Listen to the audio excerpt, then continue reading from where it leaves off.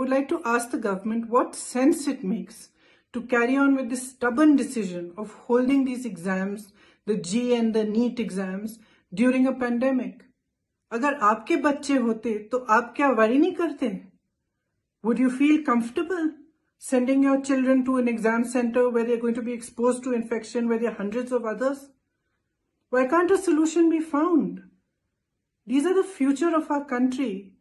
It's not a choice whether we should listen to them or not. It's our duty to listen to their voices. It's our duty to listen to the voices of their concerned parents. The government has to change its decision and it has to explore solutions. And you are going to take this country to new heights. Everybody understands what has happened over the last 3 or 4 months. Everybody understands the mishandling of COVID, the way the epidemic has been handled, the devastation that has been caused, the economic destruction, the pain that this country has had to bear. Now, what I don't understand is why you should be held responsible and why further pain should be imposed on you. I don't understand what you have done that is wrong. I can clearly see that the government has been incompetent.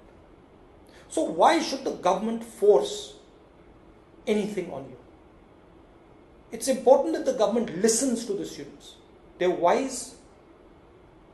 They have the interest of this country at heart. And any decision that is made with regards to these exams is made after a conversation and after a consensus has been developed. And this is my message to the government of India. Please, you have already caused enough destruction to them. You have hurt the students of this country. Please listen to them. Have a conversation and resolve this issue peacefully. Thank you.